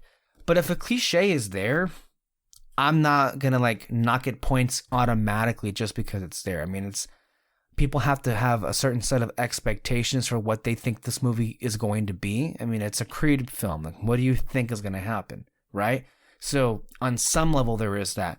But as far as the story is concerned, a lot of things worked here. I love the relationship between Don and his wife. I think Tessa Thompson maybe gets too little credit for how good she has been in all of these movies. And maybe too little credit for how good she is in any movie, honestly. She's a great actor. And she really is Adonis's rock. And also, she's no pushover either. She's no pushover. She commands attention. Not demands. She commands attention as an actor. And she's like, you got it. And still, we're 3 movies in, and we see a big part of what keeps them a little bit distant is still Adonis has a wall between them. Like, there's still secrets that he's guarding that he doesn't want to reveal. The relationship that both of them have with their daughter is so adorable. Oh my gosh. And you buy it completely. At no point does it feel like it's a distraction. It's actually a big part of the movie. It's a big part of like what his character is now. He's a family man. He's got them to fight for. And also the not just her being there in the movie, but also like having something in the writing where like she, yes, she's deaf, but that's not the totality of what she is. And honestly, I'm happy that it's not treated as a handicap. Like she's not at all. And how she is inspired to be a fighter. And of course that would happen. Again, it's just continuing on because that's what he would do when he was a boy because, of the Creed name, basically. And yeah, and how the movie ended was so sweet. So I love that like that match that they had between each other to end the film. Also, you could also say it's cliche, but I don't care. The acting, the performance is there. Jordan and Majors, you felt all of that. You felt every bit of it. You felt the resentment, you felt the distance, you felt the disappointment, you felt the regret in every last bit of the beats that were played throughout there. And even I myself, I'll say it, I was caught off guard a little bit there because I think it was like halfway through the film, I'm like, wait a minute, did I like misremember the trailers here? Like, I thought Majors, at some point, he's got to go up against Adonis, like, what's happening here? And you do see, like, the warning telltale red flags of, like, this guy may be a bit too unstable here. And some other people were trying to tell him that. But still, I got a little bit caught off guard when, like, oh, he was playing him the whole time. I thought they were going the route with, like, oh, no, he's actually trying to do good, but it's just that his nature prevents him from, you know, reaching his full potential. And that's still at play a little bit there, but no, that Creed got played. Yeah. He got played like a fiddle here, basically. And in the like, when you take a step back and you look at, like, the plan that was devised, wow, like, he got it. And like, he got his title, and just like that. Made a fool out of him, and then also made him look bad in front of all of the other, you know, people. And damn, man.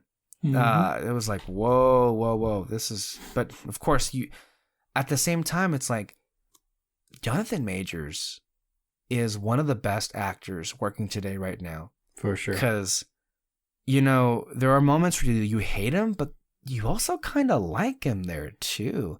You know? Like him, like, you kind of feel sorry for him. You do, yeah, absolutely. Yeah.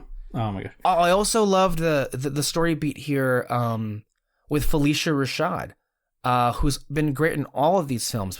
She plays Adonis's mother. Oh, okay. Yeah. And yeah, she also plays a part here to play as well. So I'm really working my mind here, David, trying to think, like, what didn't work all that well? Perhaps the dialogue. There's that too. If there's one glaring thing, I will say, especially when I'm comparing it to Creed, for instance, I would have liked Ludwig to have, you know, done the music here, because I don't think the music ended up reaching the highs that Creed did. Yeah. And I think I noticed someone on Twitter mention this. It is not, and maybe it's because Ludwig himself isn't back to score the film, but his theme that he wrote for Creed in the first film isn't used hardly, maybe like once or twice. And perhaps that was a mistake. Okay. I definitely noticed the score kind of lacking a little bit, especially in the third act. You know, there's one thing you do not hear, which at first I was kind of like, I kind of wish they did, but then at the same time I'm kind of like, no, I mean, this is Creed's movie now, you know. Before, because it was, you know, Rocky by his side, I don't know, maybe, but then, yeah, like I mentioned though, with the dialogue, it was just a little bit too on the nose. Like, there was one where Adonis was, maybe that's more the anime inspiration, who knows. Maybe. Yeah. That's what I thought. Maybe too. It was a choice. But, I don't know. I don't think so either, because like, look at what I just sent you. Yeah. I forgot that happened in the film, but it's like, whoa. Yeah. I just sent you a picture of Goku and Vegeta where they just like hit each other fists in the face. Like, that happened in the actual movie with Majors and with Creed. Yeah, well, I was actually talking about it with my dad. Like, yeah, he takes a lot of inspiration from anime. And I showed him that picture. I showed him one where, like, they kept punching the gut and all that. And I love and I think it was one of the earlier fights where, like, I forget who was the first fighter that Creed had, but it was the first fight in the movie. And like, he hit him, and it was like basically a little bit in slow-mo, and you saw like how it affected. I don't know if it hit him in the arm, or if it was on the belly. I don't know where it was exactly, but you saw the impact. It's like, ooh, it's like seeing a car crash in slow motion. It was so good. Fuck, what was I talking about? Oh, sorry. It's like I was talking with my dad about it, that, and you know, that hit where they punch each other at the same time. I said, it's probably a reference to Rocky 3, where at the end of that movie, Rocky and Apollo fight each other, but like, it's just them two in the ring, no one else, no like cameras or anything like that. And it's the last shot where they both like go for the hit and they punch each other at the face at the same time. And I thought it was going to be that, but then my dad mentions, no, it's probably a reference to the second one where Rocky and Apollo punch each other at the same time, both on the floor. and then whoever wins, whoever gets up first wins the fight. And I was like, oh, okay, that's interesting. And so, but yeah, it's just, that's why, like I said, like these, I mentioned this, like the punches, they're not just there because of anime references and all that. Like, no, these hits are important. They like, each one actually means something. And my favorite one is when, the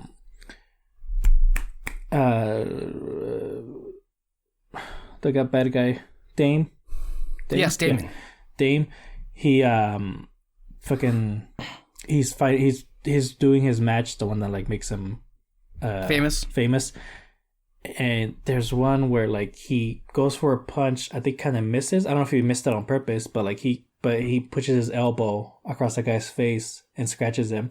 That's for sure. You've seen that in anime, you know, whether like they go for a punch, you think nothing happened, but then like a little cut goes in the cheek and blood goes down and shit. You know, that's very anime, but like that's important too, because like it shows like how much he's cheating. It's showing like all those little moments that like we probably would have missed, but everyone else is seeing. They're kind of like, what the fuck? And it's actually after that fight though that's where I was like, oh my gosh, Jonathan Majors is fucking great actor, because he wins the fight.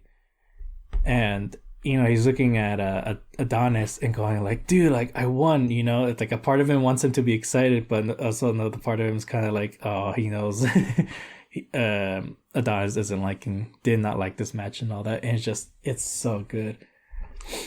I haven't seen your pictures. Yeah, I just went over some stuff that I've noticed on Twitter, as some of the other people that I've been noticing, right? Yeah. As to like some of the shots in the fight that were very much inspired by anime, and you're seeing that right there, for sure. Jeez, man. Yeah, I would say that to your overall, if there's anything to critique, yeah, the film, the music was lacking for sure. I mean, it wasn't bad, but it just wasn't it wasn't the character that it was in the first film either. Yeah, for sure. And as a matter of fact, let me just look up right now who did that, because I was hilariously just looking at Creed. I was listening to the soundtrack right now, or the score, I should say, for the original movie. Let me look at some of the reactions that I've been seeing. This is Brandon Strussing. Was so impressed by Michael B. Jordan's direction in Creed 3 that I had the thought on the way home that I hoped he would be directing Rainbow Six. I think he meant Rambo. Like, I don't know what the fuck Rainbow is. Yeah. Rambo 6. And then I saw that it's Chad Stahelski, and it's like, nope, never mind. No notes, continue. Let's see here. Kevin at Kevin Lee here at Twitter at Klee Film Review.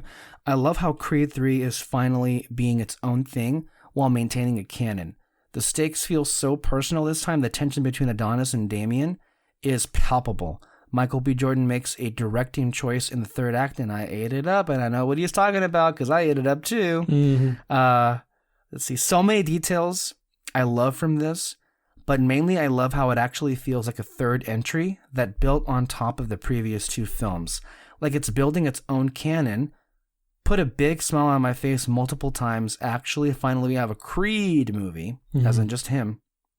Not gonna lie though, one personal little nitpick I have with this movie, I think so much of the Creed identity is found in Ludwig Göransson's music. Here, not only is he not back to score for a third time, but his theme is underused and is missed out on a lot of feels. Big positive. Michael B. Jordan wasn't kidding when he said he was inspired by anime on directing the fight scenes. He swings hard here on the aesthetics, and I think it lands precisely because he understands how the anime format heightens what characters go through in a fight. And it really was, in a way, like, am I watching Dragon Ball for a minute here? It really did feel that way sometimes, and how personal it was. Like, yeah, he's nailing this. But also, I think that just shows how much of his like directional. How much his direction like really was great. added, yeah, because that final fight, there wasn't really a lot of music playing in that moment, but like you could tell the story that is going on within that fight, and it's so good. Like when the cage went down, all those moments where they're like yelling at each other. He really killed it. Absolutely. Mm-hmm. Let me see here. I gotta ask you though. Just think: was there anything you would have preferred that they didn't do in the movie? That they didn't do. There were moments where they just like tell us stuff and didn't show it. When Adonis set up the fight with him. Mm-hmm. And Dame was talking to him on the phone, and he's saying like that. No, he was talking to those news people, the sports news people, and they were saying like, "Oh, Dame's been talking shit about you, saying like that you betrayed him or something, a sellout or something." I don't know, I can't remember what he's talking about. But maybe we should have seen that. Yeah, we should have seen that. Just kind of like add the tension to it, or at least even during the training sequence, that he keeps doing that. He keeps talking shit. Well, I mean, he did kind of say that, did do that, but it was only like one little moment. The rest of it was just training. I think there was some. It wasn't a big deal to me, but like once I saw someone else pointing it out, I was kind of like, yeah, they probably should have worked on that. But basically, like the way Dame just became famous like that, or like I was a little bothered by that. That is a nitpick. I felt like I don't know the movie. I think is the same length as the other ones, about 2 hours. But that was like, I would have maybe.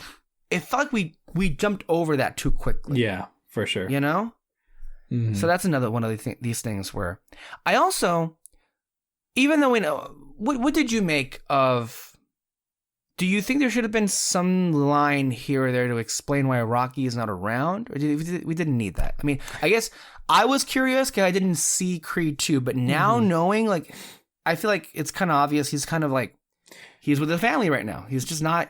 He's not in this anymore. He's with his family. Yeah, I mean, I don't know. I kind of wish they would have mentioned it, just because like his presence, like you really do feel it. Like he hits a low point in this movie that if Sylvester Stallone was up for it, you'd think they would have brought him in the third act at least for his low point, because he's always the one that gets him out of it. Like if there's anything in this movie that would bring Rocky into the picture, it would be after his loss, right? Honestly, I wouldn't even have minded like a phone call, Right? Yeah, absolutely. Like, just one scene. Like he sets up the fight, and and everyone's just kind of like, okay, are you ready? Like he's gonna train and all.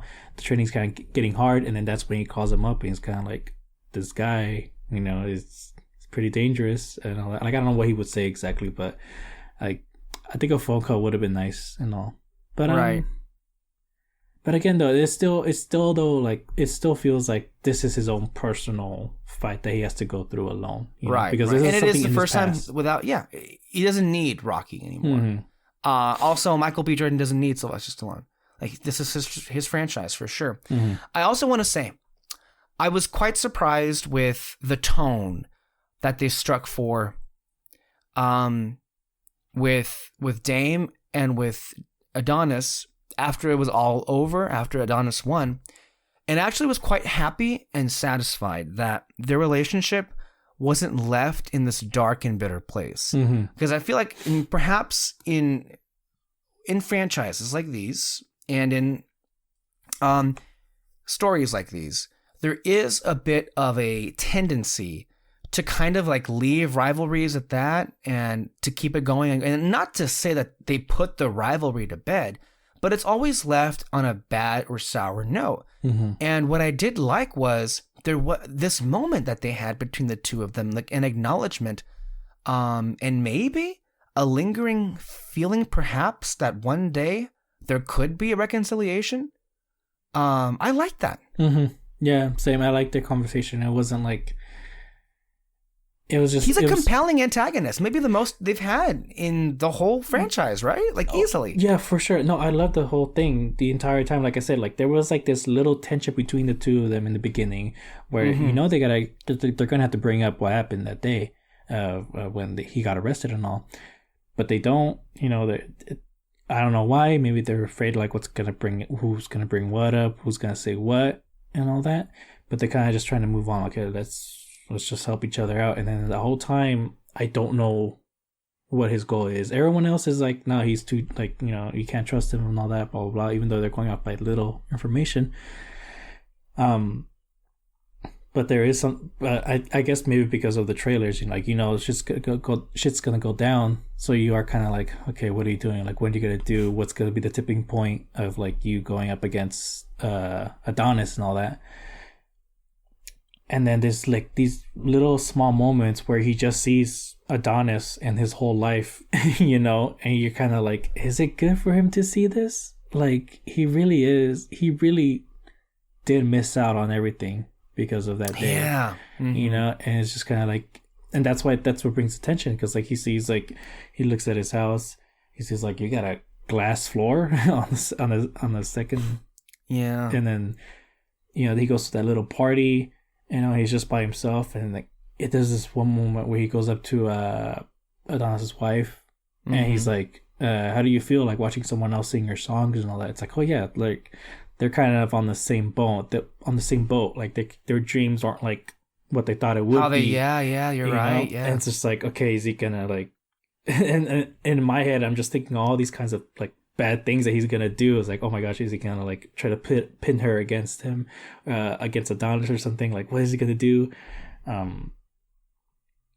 And so yeah, it's just this constant tension between the two of them. And then after that final fight, you know, he realizes he loses, and it's just kind of like, okay, I guess it's not so much that like, oh, his career is done or anything like that. Like, no, he can still keep going. Mm-hmm. But it's just kind of like, okay, you did earn this. You know, like Adonis did earn what he's gotten. And I think he just kind of realizes that, you know? Absolutely. I want to say also, I know movie logic and everything, but it all comes down to a misunderstanding, really, at the end of the day. And I wonder why he didn't tell him. I mean, the misunderstanding in that the letters that James sent from prison, he never saw them. Well, I mean, that, but also Adonis told he never visited, though, either way. Like, right, either way, yeah. So, it was a bad circumstance, but I mean, either way, though, they both could have done something better. Right. I also want to read this from Polygon. They did an interview with Michael B. Jordan, and I'm kind of curious to see, because they referred to the references, particularly in the inspiration from anime. Mm-hmm. So he was asked this question. So while doing press for Creed 3, you've said there's a punch in the fight between Adonis and Damien. That's a reference to Dragon Ball Z. So let's start there. Was that punch the shot of Adonis and Damien landing a cross-counter blow at the same time? And was it a nod to the fight between Goku and Vegeta in the Majin Buu saga? And Michael B. Jordan was like, no, that punch is Naruto and, is it Sasuke? Yeah. Sasuke from episode 450. Wow.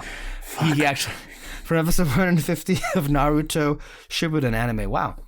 Okay. Oh, wow. You tripped me up. And Michael B. Jordan responds with, yeah.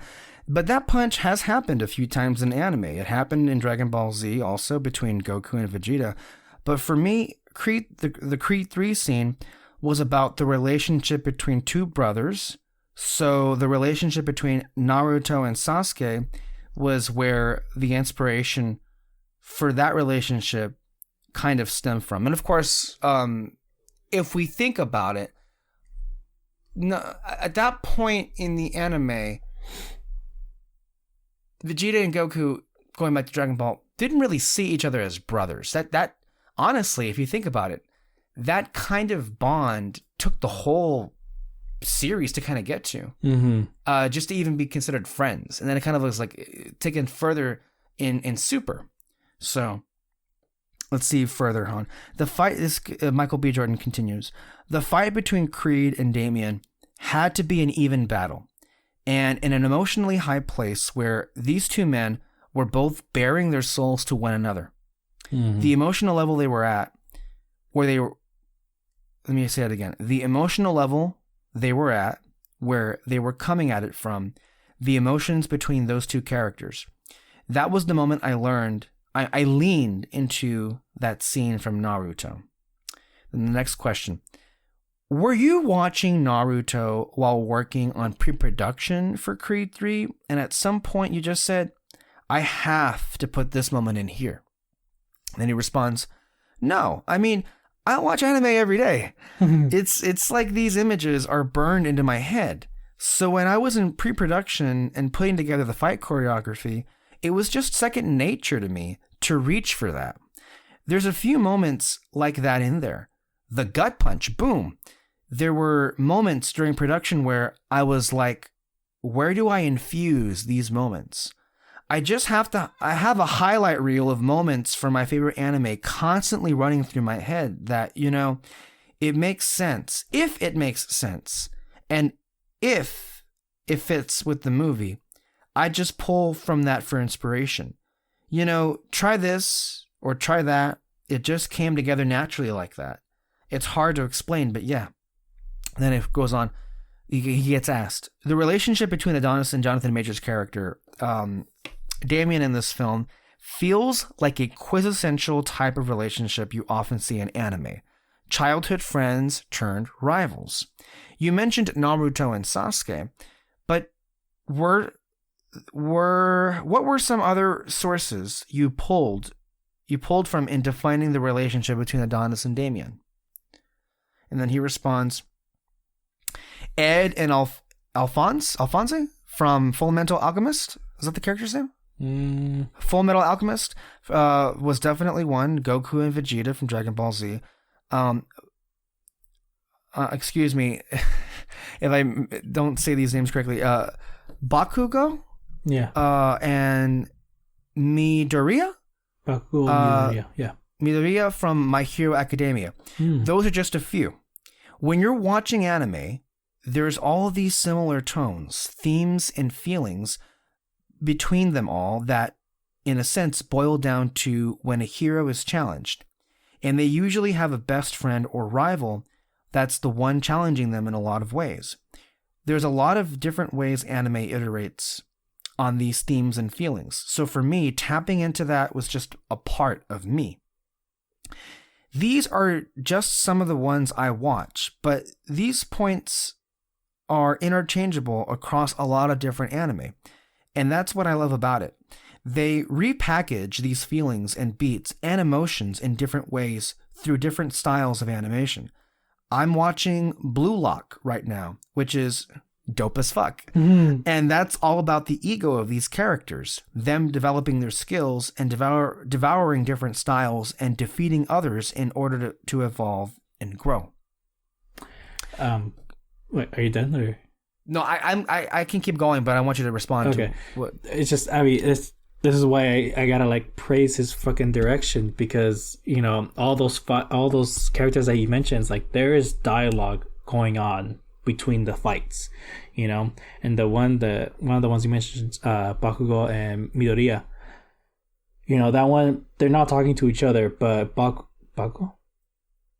Oh fuck. Bakugo? I think that's the main character. The main character, he you're hearing his thoughts throughout the fight and all that. And it adds to the emotional stakes, I guess, of their fight and all that. And this is why you gotta praise Michael B. Jordan for this movie, because there is no dialogue going on in that final fight, but you understand what exactly is going on in their minds and all that, and why they are fighting, and I'll spoil the Bakugo Midoriya one. One of them, he didn't have any powers at all, but he got it from the most powerful, the greatest superhero in the world. And I remember now, Midoriya is the main character. Okay, yeah. So when Bakugo found out about that, he was kind of pissed off, because it's you were just a little runt. How the fuck did you get powers all of a sudden, dude? But also the greatest superhero in the world is training Midoriya, and they both looked up to them and all that. So it's just kind of what is going on? Why are you getting all these things? Why are you getting strong? Why are you getting powers? How are you getting so much stronger than me? I don't understand.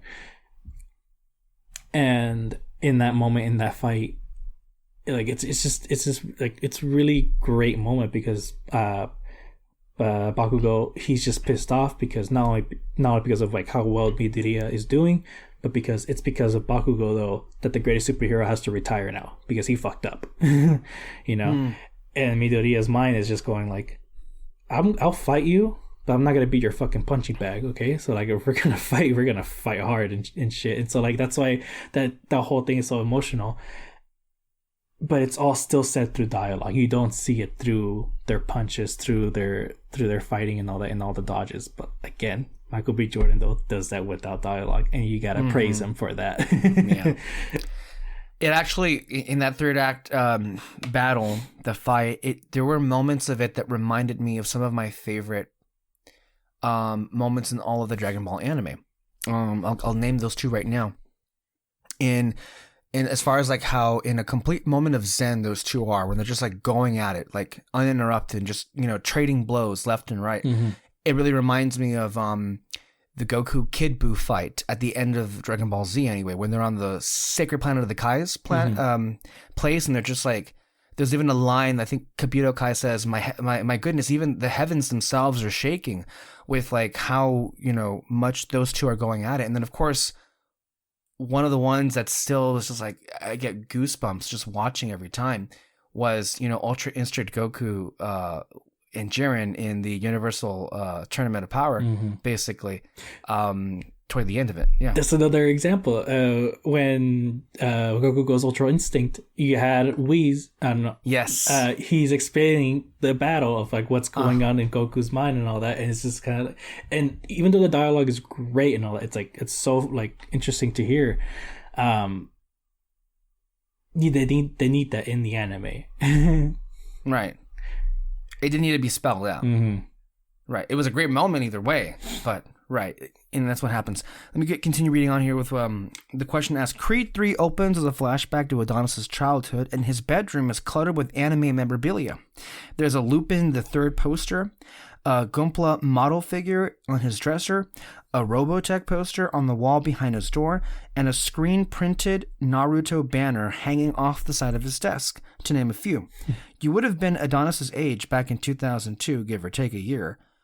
What was it like drawing from your real-life passion for anime to craft this previously unseen dimension of Adonis as a kid? He responds with, it was fun, as an actor you find ways to bring a piece of yourself and your reality to these characters and make them real and relatable as much as you can. At a certain point, Adonis was going through the same things I was going through, those same types of challenges.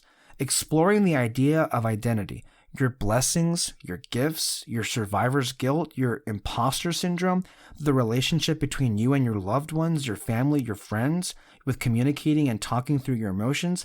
How do you deal with success? How do you deal with being in the spotlight and still retaining some type of normal life while staying grounded? All those things, man. When the opportunity presented itself to craft this character, who I am, in a sense, becoming, in a way that felt true to my own reality, it was a great feeling, man. Put those Easter eggs in there. Put those anime references in there. Let them see and feel who this kid was and who he is now. This is where he came from. This is how it started. I had the chance to almost redo the origin story, essentially. That was a very satisfying and gratifying experience. And then it asks, how did you iterate on-fight choreography from animation so it made sense in a live-action boxing film? And then he responds, we used a lot of parallaxing shots in which the camera is in motion while the subject in the background appear to be moving at different speeds. For the fight scenes, parallaxing shots happen in anime all the time. It's a part of the visual language of the medium. To do that in live action in a way that succeeds at getting at those same feelings and that effect is really tough to do. It's damn near impossible, It's really, really hard. So finding the cuts in the edit that communicate what Adonis was looking at, suggesting why he was looking at that, and that you're going to find out why later, that was how I found a way around the challenge. Usually, you'd go into an internal dialogue, a thought process of whoever the character is as they're getting ready to plot, and you're letting that audience know what's going to happen and what he's thinking about. You know what I'm saying? What of the world is he putting together? Like, he's putting together these pieces of information that are going to come together for this payoff. It's all about bringing the audience into Adonis's head, showing his smarts and intelligence. He's not just throwing punches out there. He's playing chess. He's willing to make sacrifices for a big payoff. That was the thought process behind the first fight anyway with Conlon. Not Conan, sorry. Conlon. I used a bolt camera grip for the fight scenes. It's this piece of camera equipment which is basically like a mechanical arm, like the ones they use on a car assembly lines. You know, the ones that weld all the pieces of the frame together. And then the next car goes up. It just hits every spot every time. We put a camera on top of the we put a camera on top of that and programmed the movements so that it gave us these really cool ramped slow motion shots. That was really cool. I love talking about this stuff. Also one thing. This is actually something that this question gets to, because I really love the idea of that the third act took place at Dodger Stadium. That was a great venue to have that fight. Yeah. So there's an establishing shot before the fight between Creed and Damien that shows the fight is taking place in Dodger Stadium. Another name for a baseball field is a diamond. So I interpreted that as a nod to Damien's nickname, Damien Dame Anderson. It felt a lot like domain expansion from Jujutsu Kaisen, the concept of manifesting one's psychic energy into a physical space as a way of intimidating and overpowering one's opponent. Was that choice of location at all deliberate? And he responds with, it was deliberate. Not for that reason, but I love the connection. See, this is why I love anime, because you're watching a lot of anime, your mind will go to those comparisons, and now you can put those things together and make it personal for you. That's what I actually took away from a lot of the stuff I did in this movie. Anime is not broad, but it's so layered that people will naturally make those connections that make the most sense to them. But no, that's not why I chose a location. I wanted the fight to be outdoors, and I really wanted to establish it as an LA story. I wanted it to be iconic, so I chose Dodger Stadium. And then it was also because my dad was a Dodgers fan growing up. He used to sneak out to baseball games with my uncles and stuff, so that choice was, my homage to him as well. But for me, The Void, a moment where Creed and Damien are impressionistically otherwise empty stadium, is probably the biggest anime swing I took in this movie. That's the thing we talk about when everything else goes, to the background. Because as you know, in anime, you've got these two main characters who are going at it, right? Usually, they go to a quiet place, and it's usually either all white or black space, and they're just calmly talking about how they feel emotionally. Meanwhile, they're going hard at each other. They're physically trying to take each other's heads off. It's just about these two guys and nobody else. And The Void is a way that idea is communicated through anime. It's like that moment in Naruto where Sasuke first went to go talk to Karuma. You know what I'm saying? When Sasuke acknowledged that Karuma, the nine-tailed fox, was inside of Naruto and was like, oh, this is what you got up inside you? That's what's inside of you? No, we're about to shut all that shit down. They went to that space. I was like, oh man, that would be dope if I could figure out a way to get these two guys into a void. And that's where they were really having their final battle at. It wasn't about nobody else. It wasn't about fighting anybody else watching the fight. It was about these two dudes who couldn't emotionally say that they had to say with their words. So they had to physically get it out through fighting. So that idea evolved into revisiting their childhood trauma and making it more like performance art even. There was a moment where there were subtitles during the scene as well. I started experimenting with subtitles so that with every exchange they had, there would be something said along with it and a lot of posturing. No music, no nothing. The sound was just these primal grunts of rage and emotion. But then I had to realize I'm making this movie for everybody around the world. Not everybody is used to reading and watching something at the same time as anime fans are. So I didn't want to take away from one or the other and have people miss certain things. So I decided to hold back on the subtitles and let it just be about these two guys figuring out between each other. That was a good call. Yeah. Very good call, which is what you were saying, right? It would have been weird. Need any of that. Yeah, it would have been weird to add subtitles on there or something like that. But yeah, this last question's good. So you've spoken at length in the past about how Dragon Ball Z and Naruto mean to you.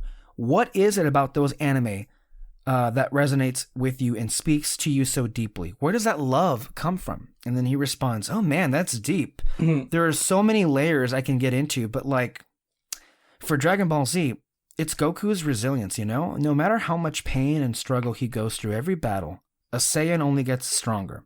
They could even lose, but they're going to come back stronger until they eventually beat you. Like, it doesn't matter. It doesn't even matter. Even sometimes in death, he's going to come back. He comes back all the time, and he's going to become stronger until he beats you.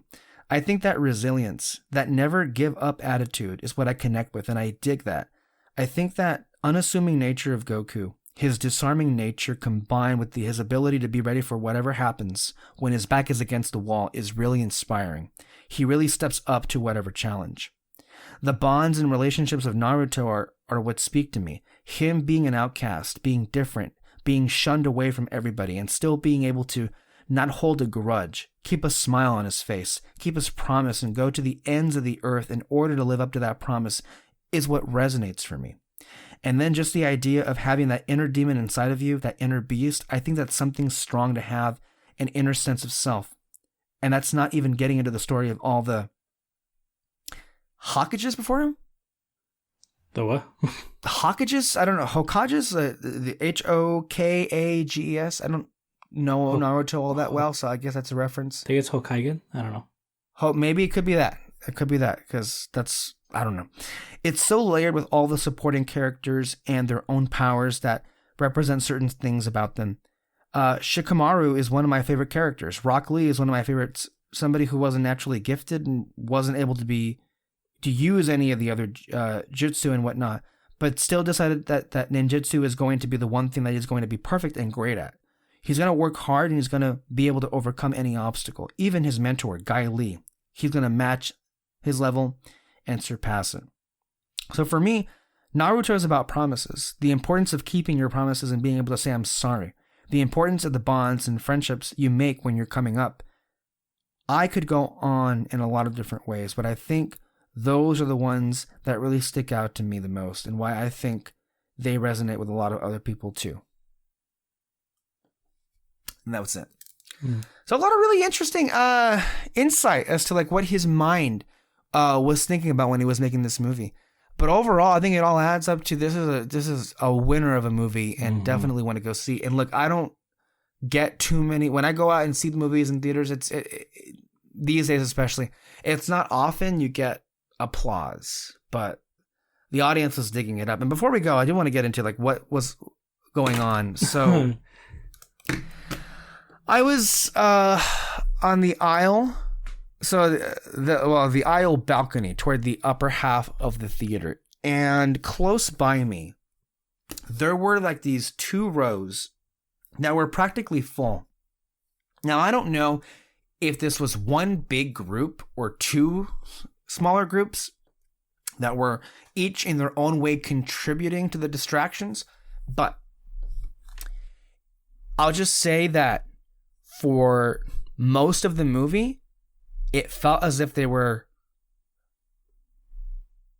talking over it. Particularly talking over the parts that weren't about the fighting. Yeah. Because you couldn't hear any of it with the fighting, but when the fighting wasn't on display and it was more of just scenes of the characters interacting and talking, that's when you felt like from that section of the audience, there was a lot of like mumbling and talking and whispering and just generally a lot of noises. Some of the kids that were there, this is not much of a kids movie, so I'm not sure how much is there for them, but I could definitely hear, and I mean, this was consistent throughout the whole movie. giggling, laughing, just distractions, popcorn falling, phones falling, phones with flashlights on because they need to look for their things. One or two of them were constantly getting in and out of their seats to go to different seats. Just like the unbelievable number of noises that was just coming from those people was just, I kept looking like, it's like, really, man? The whole time. It was ridiculous. And I'm not saying it was awful or one of the worst experiences I've had, but I'm like, there's no reason for you to be making this much noise. It was pathetic, honestly. It was like, really, man? Anyway, that's Creed 3.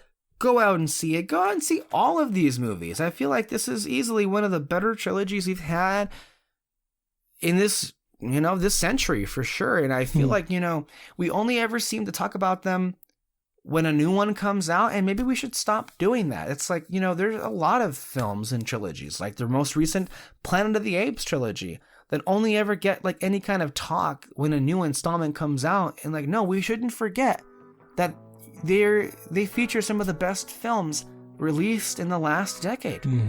Surprisingly so, against all the odds. So let's do more about not forgetting how great these movies are.